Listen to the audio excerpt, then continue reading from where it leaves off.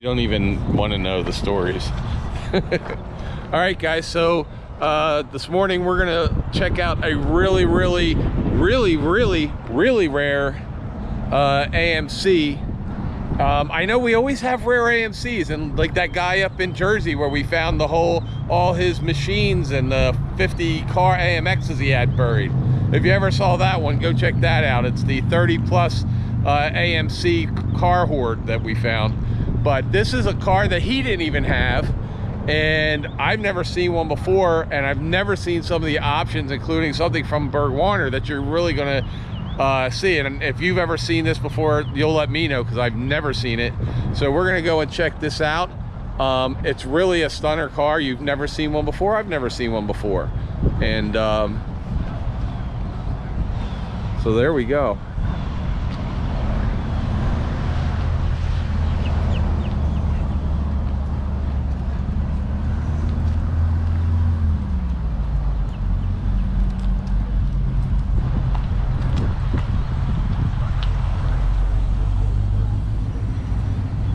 So welcome to another episode of Junkyards and Barn Finds with Sean, and I'm Sean.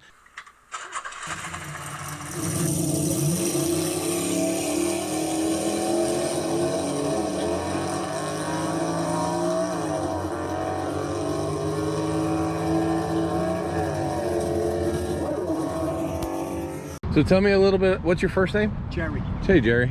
So tell me a little bit about the car. This is a 1964 Rambler 440. 440? It's a 440. It's not. It doesn't have a 440 engine. Oh, okay. That was the model number. I was gonna say. Rambler, American Motors Rambler 440. What makes this car significantly different than all the others is it's got a twin stick. Factory. Oh yeah. So that's factory. That's right. And that's a Borg Warner overdrive, which reduces the engine working capacity by 40%. It's an all original car, like a 195 6-cylinder. It gets tremendous gas mileage. It's got a disc brake setup from Willwood. So it's had a couple things done to it, but not a lot, right? It's got a 100 amp alternator and disc brake setup. Power disc brakes, that's it. That's it. Otherwise it's a power top, and it's original car. I've never seen that. Is that For 190, this is it. that's what they, so this is like this whole thing, is that the way it came? Yes. Wow. That's the way it came. It's still got points. You can't put an HEI distributor. I bought this car to resto-mod it, to put you know, an LS motor, right, Mustang 2 front end. It's too nice to cut up. I can't do it. So we're just we made, but it's so different, and it's neat. It's for sale, and okay, wants to purchase it. It's on Facebook. Well, I'll put that in the written description, and then if somebody buys it, just text me and say, hey, take that off, because we're gonna leave the video up, because that's why I don't put it up. So tell me, where'd you find the car? And I found the car in Seattle, Washington, and when I was a kid, my grandmother had a Rambler, and I destroyed it. I just beat the hell out of it, and I just think about her all the time, and so I wanted another Rambler. I love convertibles. I bought the car sight unseen. So did it look like this when you had it? You know, so I didn't know. I didn't know what it looked like. Right. I never saw the car. The guy advertised the car with no pictures. I talked to him on the phone. He said everything worked. I paid $2 grand to have the car delivered to me, and I was unbelievably shocked. It needed a paint job. Right. But beside that, it was all there. Like the interior and stuff? Everything except the rugs. Wow. I mean, the car, and was it red before? It just needed, so it just needed a repaint. It was just horrible red. Wow. So I polished all the chrome and painted the little things. I mean, I fluffed it up. Right. But you can't get bumpers. You can't get, you know, you can't get things for the car. So you got to kind of like be happy with the car the way it is. Right. You know, like you can't get these clips. I tried, but I had to screw them in. I mean, it just, you know, sometimes you have to think outside the box. Right. Side clips I made. That wasn't a problem, because it's big enough to get meat in there. But the car runs and drives like a top, and it's just a beauty. Well, it's like really an eye catcher. Like when it comes in, you kind of look at it. I've never seen one. You'll never see another one. No, I mean, and the twin stick. I mean, you'll see a 65 Rambler. Right, but I've never seen that twin stick. Oh yeah. And that's like a fact. Yeah. So I guess parts for that are kind of I have the book, actually. I have the book that explains the whole thing. Right. If you read it, Borg Warner started that in 1940 and it went to like 1960. Was that only in this car? No. Or Borg they had Warner them all? sold their stuff to everybody. And American Motors is notorious for using everybody else's junk. Right, yeah, they were off the shelf of whatever shelf they found. What do you got? We'll take it, you know. Yeah. So I was told that that was a GM motor. I'm not exactly sure that's true. Somebody else told me it was an American Motors motor. Right. But I know if it was a 232.6, you could put an HEI on it, which would make me comfortable because I wouldn't have to worry about points. I carry a set of points and a cap with me because if you get broken down, you're never going to find a set of points. You know, it's going to take you a week to get them. Yeah. So, but that's it. She's a beauty. She don't drip. She don't do nothing. And it doesn't. I mean, the body looks really straight. She's rock solid top and bottom. Wow. Really is.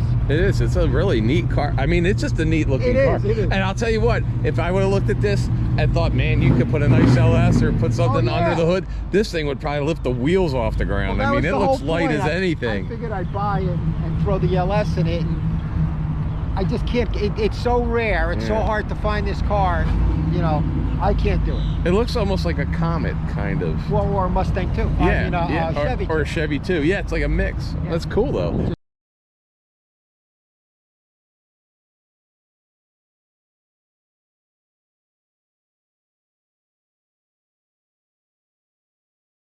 Oh, all right. But here, you open the doors, you can't break this car. No. So this is just certain things you can't get. I mean, you can't get the sill plates. I found the guy who had them, and you know, because I was looking, somebody else was looking. 6. No, it can't be. That's not right though on the odometer. Well, it's 5,011 miles, but it's got 105,000. Oh, okay. I mean, do you really know? I mean, you know, the car is 58 years old. That's what I'm like. There's no way. But you know what? I don't know. So I love the fact they call it the 440. It's an American. That's the American 440. Right, but there's other models. Like they had a 330. They have a whole bunch of different models. And then here's the book, Sean. If you have like I said, if you read this, it will tell you the whole thing. Oh wow! So this. That's that. Is this. So it's a 4-speed with overdrive. No, it's a 3-speed. Or it's a 3-speed with overdrive. Which basically makes it a 5-speed. Right. Because you have overdrive in second and third. That's what I was saying. You could have overdrive in the other gears. Second and third. Okay. And then that red button on top. Okay. Right there. Yeah, that red button. Okay, so this guy had moved the red button here. Right. The previous owner. Okay. But the red button's supposed to be on the stick. And what this does is if you're in third gear and you need to downshift and you're in overdrive, you hit this red button. And you can leave it in overdrive. So you can leave it in overdrive. Right. You can downshift. Oh, okay. To second. And then go back to third without pulling the lever. Really? Yeah. Because the lever doesn't like to move while the car is rolling. Gotcha. Wow. But, I mean, you know, you talk about things like you know, like little things like this, you know, the hinge itself. Come on, baby. There you go. So this hinge is ungettable. Right. So I kind of made a hinge to work. Right. And then I made a latch, and then this is the way it will lock in. I mean, things are really kind of cool. It's just that you don't want to. Yeah. You don't want to touch it too much because it's crazy rare. Yeah, it's neat. Oh, I even have the service manual for it here too. Like I said, I bought it, and I mean the car's freaking rock solid. Wow. I fluffed it because it came, you know. It was just horrible. But, well, it is just it's and like. then everything I took off of it, like I took the generator out. Now the seatbelts, I'm trying to get new seatbelts because they just look crappy. Yeah. You know? So I'm trying to get new ones, and I'll put them in. Now, in 1964, you didn't need a seatbelt. Right. So legally, you don't need to have you don't need them. But what I'm trying to say is that this was a high-optioned car to have seatbelts, overdrive, and a convertible top. Somebody spent a lot of money. So they checked all the boxes. Oh God, yes. So you know, and it just, you know, it's cool. Yeah, it is just definitely it's just a cool looking, Oh, yeah. and the lines on it, or I mean, yeah, actually, you know what? It does look like it even looks like a 64, 60 Chevelle kind of even on the side. Yeah. Or like you said, a Chevy 2. It's got that the Malibu, the Malibu, or the Chevy 2 that became like a 66, like a. And that's why my idea was, you know, to LS it, and even my buddy. Remo from Phoenix Rod. Yeah, I know Remo really well. Remo's my boy. Me and him are really yeah, he's good worked friends. on my Corvettes, my Mustangs, everything.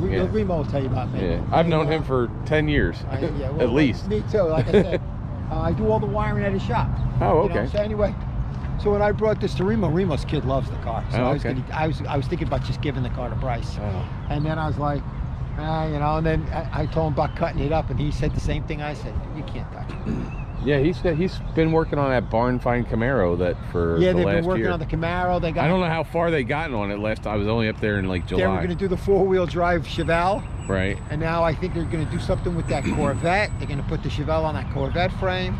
Like I said, I'm over there a lot. Yeah. Actually, when I started the channel, the first cars we put were Remo's and stuff, because. Oh, he's a dynamite. Yeah. Well, if you did the wiring, you might have worked on my 35th anniversary Corvette a couple years back. No, not the wiring on the cars. Oh, okay. The wiring on the building. Oh, okay. I was gonna say because he worked on my 35th anniversary. I had some issues with before I sold it.